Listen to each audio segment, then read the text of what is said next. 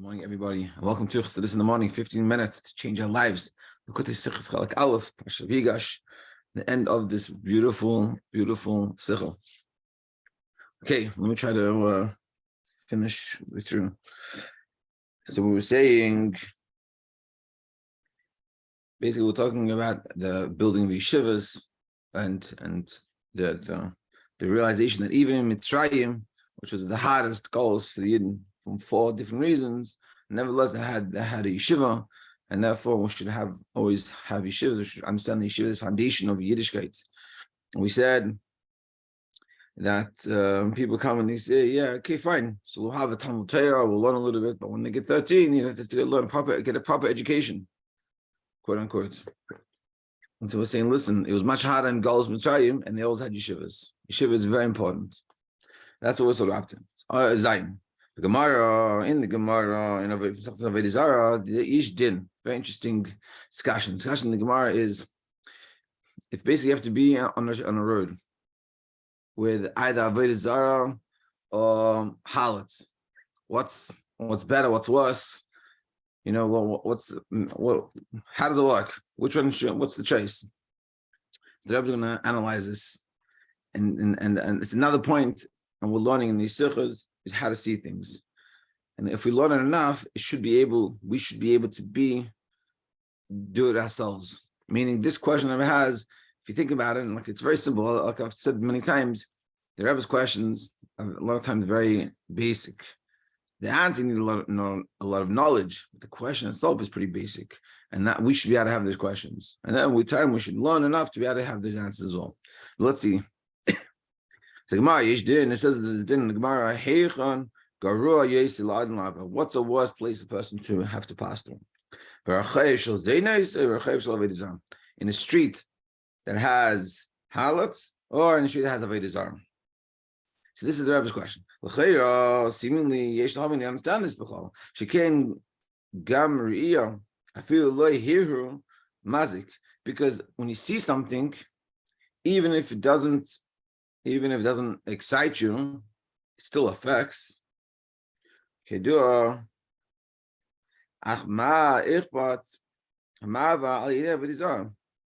contrast, avodah zarah, what's the big deal?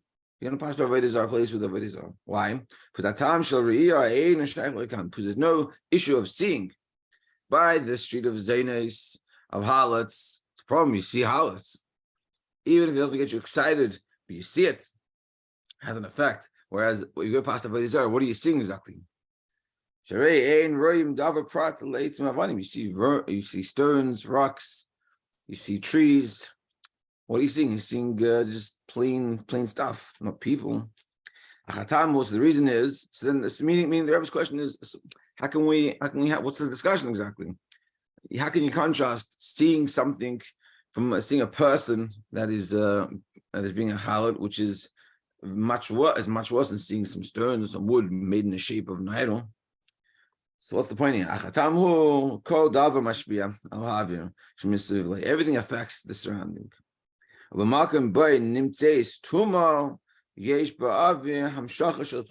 place where there's tumah, the air has tumah. Not just about the site, but it's about the environment and the air around it. So the air has this tumah.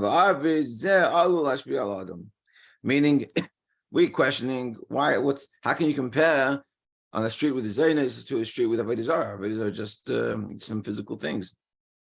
It's not a person. So you're saying, yeah, but that affects it affects the avir. And the discussion is not about sight, but it's about the avir, the air, the atmosphere. And the atmosphere of a street with avodah zarah is very bad. Just like the atmosphere of a street with halats is very bad.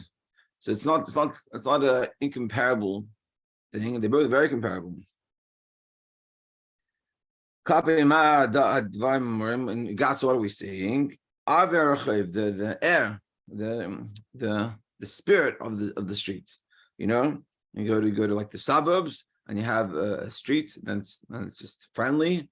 Then you go to the projects, and the street is dangerous. And that's what we're saying. It has an effect. You walk down the street over there in a nice suburb, it feels good and comfortable and friendly. Then you go to another place, it feels the opposite. Aver achayev boy shereres hadash sheins manenu masin yeshivas. So what does it mean for us? And now what we're talking about yeshivas.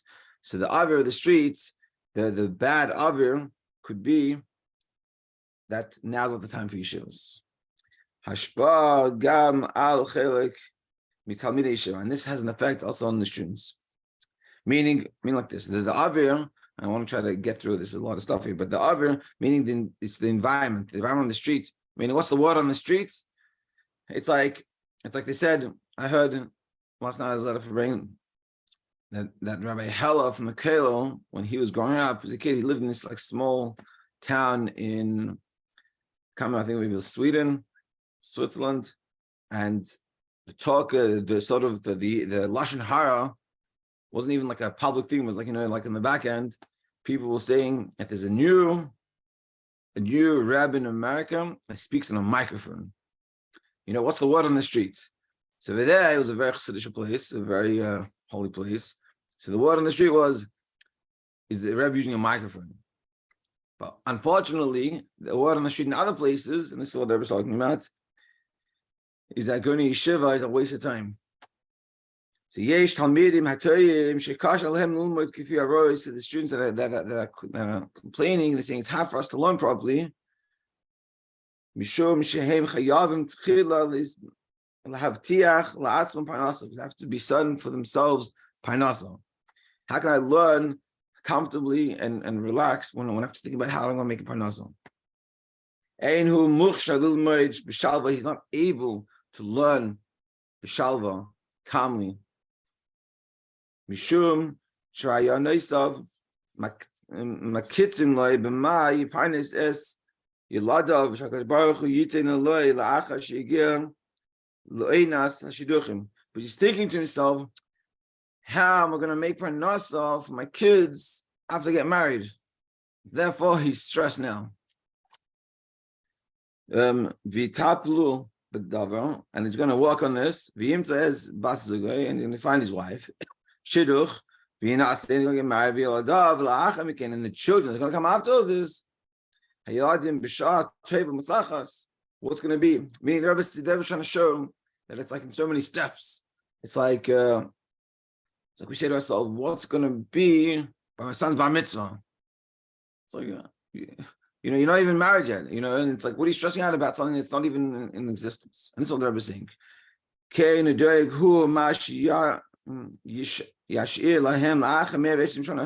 going to be at the end of it? What am I going to leave over to my family?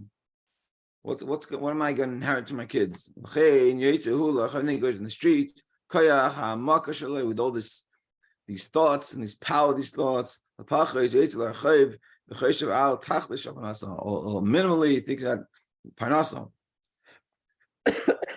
This is a thing that we all had. I think a lot of us have. What's going to be? How are you going to do this? And how are you going to survive? So when you're in yeshiva, you're not able to learn properly because you're thinking about what's going to happen when I have to support my kids. Meaning, first years of marriage, really, you what do you need already? You don't know that much. Once you have kids, you need a proper parnasa. That's difficult. So you're stressing on yeshiva, and I can't learn yeshiva properly, and I'm stressing about this. But the question is, where's this coming from? It's you don't need to be thinking about this now. So where does it come from? It's coming from the streets. Even though that the Friedrich said that the ice in America, the coldness of America, has already moved. So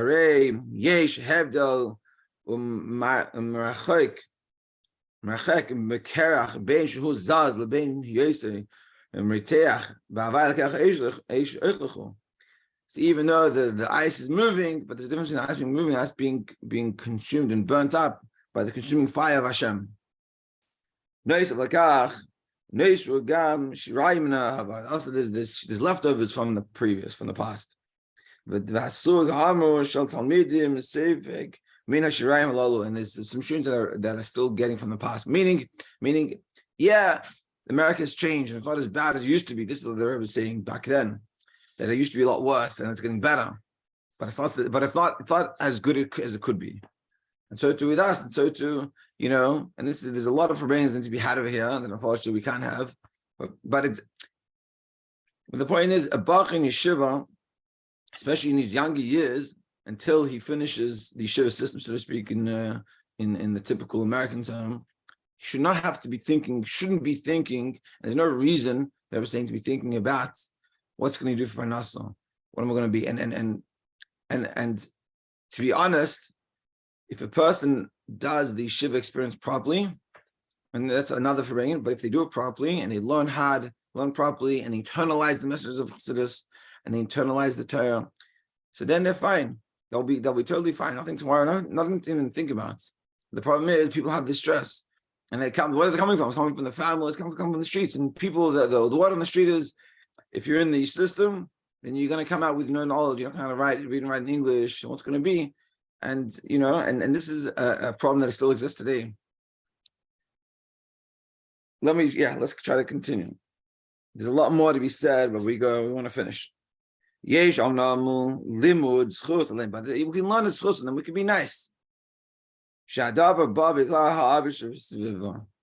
the person themselves that thought this up, but it's coming from the surrounding environment. This is how it shouldn't be. In regards to this, that you shouldn't have this thought, even though that's coming from the environment, you shouldn't have this. How do we learn this? Think about it in Mitzrayim. Even though it's a very hard galus, they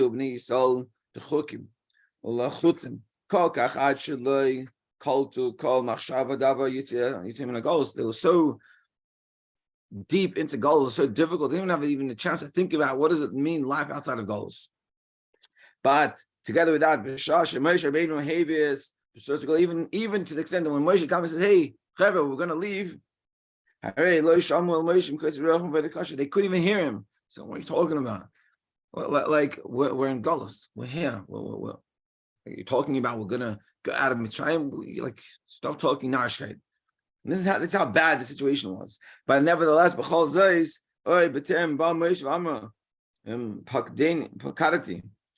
before Moshe comes and says, "I've saved you, we're going." They didn't think at all what's going to be in the end. They had yeshivas and they learned. Even in Galus Mitzrayim, where they're so stuck in Galus, they didn't think there was a way out of this. But they still had learning, still had yeshivas. So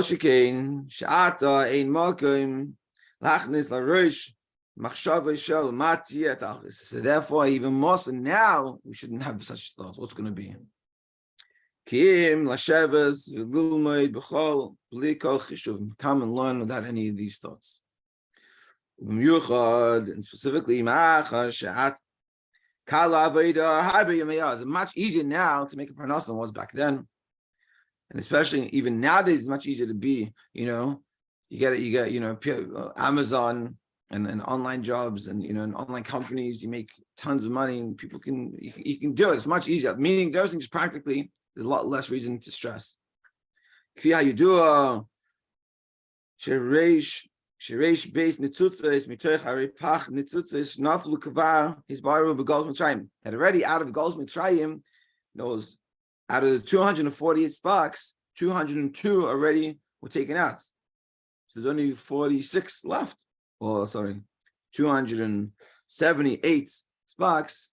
288 sparks. 202 sparks. So we only have 86 sparks left to go. Now, guys, like it says, V'gam erev Rav Reish Beis Alitam took it with them, meaning 202 sparks they took with them. There's only left 86. Which is the gematria of Elikim, which is like nature, and even in those 86, Atzmam Biru Hayhudi Meshach Zman Rabim Mehem Bezia Ubadam, with sweat and blood, sweat, and tears. They did more of this, the refining of this box. There's only little jugs, basically the last little bits. Where at the time period, the last little bits, anything left to be done. So therefore, it's much easier. First of all, there's only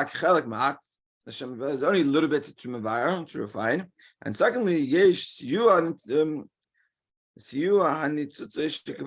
have help from the, we only have a little bit to go. We're nearly there. It's like, finish line. You finish line, you get extra energy. The point is, the Rebbe is saying there's an issue in the streets. There's an issue that when people go to yeshiva and they say to themselves, and they can't learn properly because they're worried how it's going to be. And there says there's no need for it. Just a side point in regards to this. We have to, this is very important when we learn these things, we have to learn what to understand it. So we can formulate the understanding for ourselves. Because if let's say there's a bach in yeshiva that he's not connecting at all in yeshiva and he's just wasting his time and he's not learning anything. So that doesn't mean he can't go and get a job. But the point is, I was saying, if a person has to understand the attitude of yeshiva is very important. The way we look at going to yeshiva, it's not something a must, unfortunately, especially, a guy's from birth, born in the system, he has to go to yeshiva. I have a friend who's a teacher in yeshiva, and he said that the yeshiva is a youth hostel, meaning Baruch Hashem coming there because they have this desire to learn. They come, this is in the system, this is what I have to do. And I also spoke to another person who teaches in yeshiva, and he said the problem is people are going not to the place that's best for them. They're going to a place where it looks good, but it's not shaykh for them. So this is the caveat. Of course, if the person is honest to themselves and they go to the right place that's right for them and they put in the right effort, the success that you'll have is far beyond your wildest imaginations. And that will be life transforming and can help you so much. So that's obvious. That's an obvious caveat we have to understand. It doesn't mean just send your kid to yeshiva. It doesn't matter if it's a good yeshiva, bad yeshiva. It's not shaykh for them. Of course, you have to do all those things. But what we're saying, the attitude is the earlier years of a person's life, from when they're born until they get married, they're saying they don't have to worry about making a parnasa. Because what do you mean? But what's going to be when you make parnasa? So I'll explain to that, I think in a very logical, very simple way, that if you work on yourself as you're meant to when you're in yeshiva, and then the person really internalizes the message of yeshiva and he learns properly and internalizes it, he becomes a good person. When I was, and I'll tell you a simple personal example, there was a few years when I got married, I wasn't able to work for legal reasons. And people kept on, and I started to understand Chassidus. And I was like, wow, and I started to really work on myself in a real way. And people come to tell me, oh, you should take courses, so when you start working, you'll have a course. And I realized I don't need to take a course. What I need to be doing is keep on learning the Chassidus, internalizing Chassidus, and doing the Avodah. So when that time comes, when I'm able to work, my mindset will be in a healthy place to be able to get that right job. And when that time came, it worked. It happened. I was able to find a job that I wanted. And it was a beautiful step in the right direction. And in Baruch Hashem, because of that, it is the process of getting me to Him. But if I would have been sitting there and the whole 6 years being stressed, what am I going to do for an hour? And I'm not saying I didn't stress. I stressed plenty. But I could have been. It could have been so much better. And the point is, if I would have said that, when we sit there all the time stressed, what's going to be to me? I can't learn properly. What's the point? And this is what they're ever saying. There's a lot more to be said, and I wish we could have another brain about this, but we got to go. So everyone should have an amazing day, an amazing Shabbos, and hopefully the Sikha helped us understand a little bit of how we should view yeshivas and how important they are, and how important it is to go to yeshiva in a relaxed environment. Of course, finding the right yeshiva for yourself, or for your children, and having this discussion. But you realizing what can be gained and how much can be transforming to live the best lives, begashmis, not just beruchnias. Have an amazing Shabbos, everybody.